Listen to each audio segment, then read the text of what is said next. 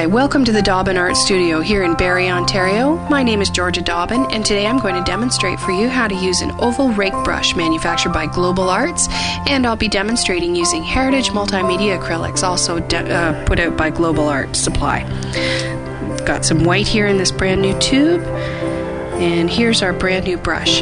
A rake brush essentially is several liners all together in one brush. It's wonderful for creating fur, hair, grasses, and lots of texture. This particular brush is manufactured so that every third hair is cut short. And as we go through and we fan this little thing out, we can see that it has the potential of holding quite a bit of fluid and liquid and thinned out paint. The way you use this brush is to pick up a fair amount of water and dampen your brush. Again, you're just going back and forth. You're never swirling. You're always just loading it back and forth. I'm going to pick up some burnt umber. Now, this burnt umber has a very thick consistency, high viscosity, so I'm bringing it next to my puddle of paint, and I'm going to add water to my paint as I go. I want this paint to be nice and inky, as though I'm going to line with it. I'm going to add a little more color here, and a little more paint water. Let's see how drippy it is. And I'm loading my brush as I would a normal flat. I'm going back and forth, and I'm gently putting the paint in the bristles so that it's not on top of the bristles. If the paint is in my bristles, I can control and predict exactly where it's going to land on my surface, and there's no guessing. If it's on top of my bristles, I'm treating my brush like a shovel, and I'm not sure where it's going to land. With this particular brush, it loves to be abused.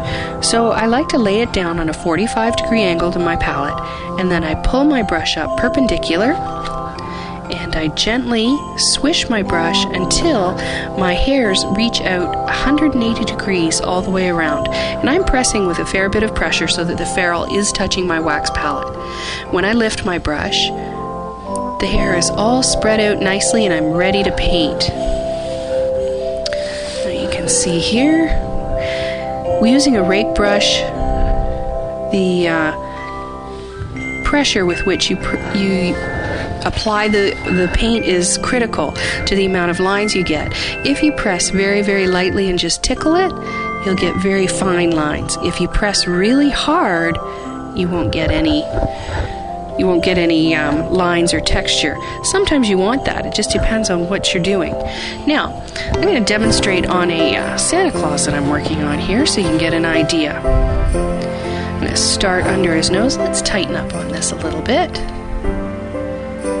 And I'm just going to I'm reloading my brush as though it were a flat. And then I press, wiggle, and lift. I'm ready to go. And I like to layer my beards on Santa Clauses with, starting with my darkest color, and then working my way out. So there's the start to his nice little mustache.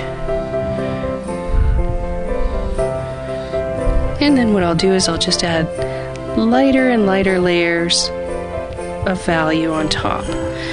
Now I can give him a few little eyebrows.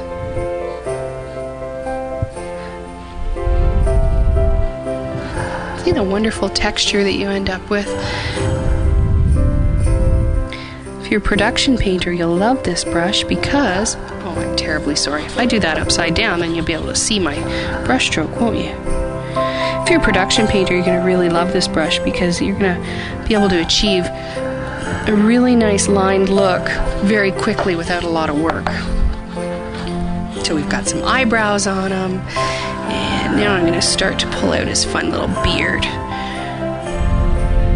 And I like him nice and swishy. And I'm using very light pressure. You notice how far I'm getting without having to reload? This brush holds an awful lot of moisture, and I can achieve quite a bit between loading up my brush. I can pull short strokes, long strokes, just depends. I'm going to give him a few little hairs coming out the side of his head.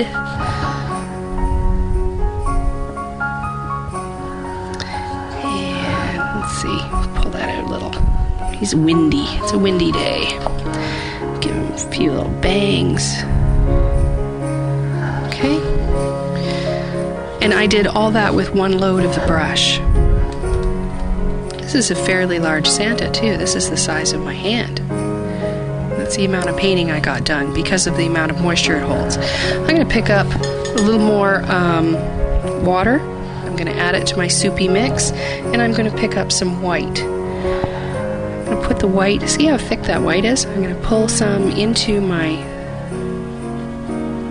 soupy, and I'm mixing a mid-value, a mid-tone.